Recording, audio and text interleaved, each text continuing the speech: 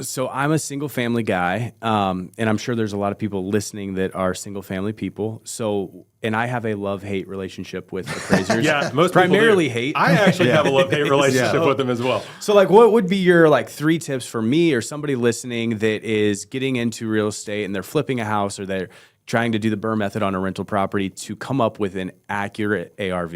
Yeah, that's a great question. Okay, so accurate ARV is going to be, you got to nail your comps down, right? So I would say let's approach it from how to maximize your ARV. Yeah. Okay. To maximize your ARV, you want to leave your place light and bright, right? When the appraiser's coming over, you don't want to have the utilities off, the place smelling terrible, filled with junk. That's not going to help your value because whether you like it or not, they're looking at the place and they're getting an impression of it. And then they're going to go pull comps, right? Yeah. And you want them to pull the best comps available. So that's another piece is know your comps, know your comparables. So if you've got a house right down the street that was fully renovated and it's got stainless steel, granite, whatever, and it's selling for $200 a foot and it's a similar size to yours, you know that you have to have that same amenity finish to get that $200 a foot. So leave it light and bright, have your amenities updated similar to your comparables. And then the third tip to maximizing your ARV with an appraiser is like literally get out of their way and let them do their job. Like don't text them off the hook. Don't be calling them. Don't be telling them, hey, I need to get this value. Like that's not how it works. Like if it's just like anything else, like the more you ride somebody, the more resistant they're going to be. So just like let them do their job and kind of take a step back and give them some space, right? Yeah. And I still do this, so maybe I should stop. But when I need an appraiser or an appraiser to appraise it somewhere where I need it at, and I'm worried that it's going to be tight, I will tell them how much I need, and then I'll give the comps to prove it. So you're saying don't do that. I'm saying don't tell them how much you need. Just providing comparable sales is a great thing to do, I think, because they could miss a comp. Like sometimes, for instance, let's say there's a new build. A lot of those new build sales, they're not on the MLS. So if I'm appraising a house and a builder walks up, here's 3 comps, my most recent sales, not on the MLS, that's really helpful to me as an appraiser. A lot of times, the problem is people are trying to get you to use comps that aren't very comparable, right? So that almost hurts your case, probably. That almost hurts your case, because what'll happen? Worst case scenario for the appraiser, somebody says, "Hey, man, this house is worth $250," and you're looking and it's worth $150, and you're like, "Okay, why is it worth $250?" Well, because I got these comparables, and they give you the comps, and it's like that house is 700 square feet bigger, and it's in a completely different neighborhood, and it's brand new, and your house is 30 years old. Not updated, and it's way smaller. Like that doesn't help you any. Like you're just showing that you actually don't know what it's worth, right? So so that's kind of so like don't try to force the appraiser to value it at something because the appraiser is coming up with their own opinion of value. So it's their opinion, and it has to be supported with data. So approach everything from the data perspective. I feel like though, and correct me if I'm wrong here, an appraiser. I mean, you could take a property that's $200,000 property. And I could find data to tell me it's worth $250, and I could find data to tell me it's $150. That's a massive swing. But there, you could find, and the higher amount you do, the harder you have to, as an appraiser, have to work to find those deals because they're not going to be just everyone, right? You have to dig in. You have to actually really look at it. Versus the easy path, the lazy path is like, well, that one, and that one. Even though they're just REOs that like were foreclosed on, and of course they're cheap, but it's easy for you. So in other words, it is easier to appraise low than to appraise high. And so an appraiser will have to work more minutes or hours to get a higher appraisal. So where I'm going with that is there's a huge component to getting the appraiser to like you, I feel like, because if they like you and they know that at least have some idea of what that you needed to appraise high, they're more likely to put in that extra effort to help you because they like you. And if they don't like you because you're just a jerk to them or you're short with them or you're texting them constantly, it's just they're gonna be like, well, I'll just go the easier route and just get, screw them. Like, I'm not gonna bust my butt for this person who's just being mean to me. So an appraiser worth their salt should appraise it in a pretty narrow range consistently. The problem is there's appraisers out there that are worried about getting sued. Yes. So they're going to be very conservative. You also have the human element that comes into play. Right? Like if you look at something and I look at something, even though we're looking at the same thing, we may see it slightly differently. So an appraiser provides an opinion of value. So one guy may consistently come in low on stuff. The next guy may consistently come in a little higher. They're both licensed and they're both using comps that are fair to use. However, there are standards that you're supposed to use, and you should be coming in a similar range.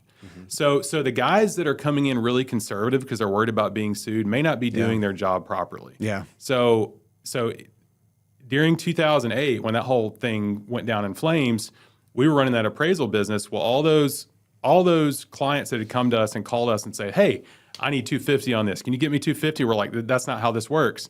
They would hang up and they would call another guy who could get them 250. Well, guess what happened to all those guys when those deals went belly up? They sued those appraisers, and those appraisers lost their licenses. Well, the people who survived that, all the appraisers, they're like, well, next time the real estate market implodes, I don't want them coming after me, so they get really conservative. Yeah. So the right thing to do as an appraiser is let the data read the situation. Like, you don't want to try to make a value for somebody.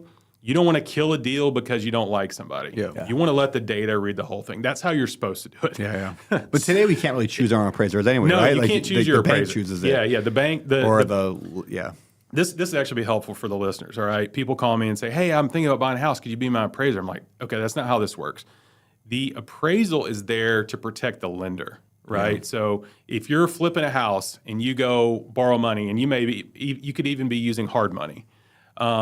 The hard money lender sometimes will want an appraisal. If you're just using cash, you don't need an appraisal, right? But if you've got a lender involved of any form or of any sort, they're going to need an appraisal to make sure the asset, the collateral, is worth what they're lending. So if they have to take it back from you, they could sell it and recover their money.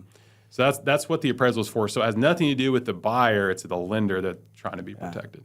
So can I ask you a couple questions? Yes. And you just throw out ballpark numbers, Okay. but it's just things that I'm always interested in, and I get it asked to me all the time. So what is the difference between a garage and a carport on a house? Just ballpark number. Like a house has a garage. Maybe your house only has a carport.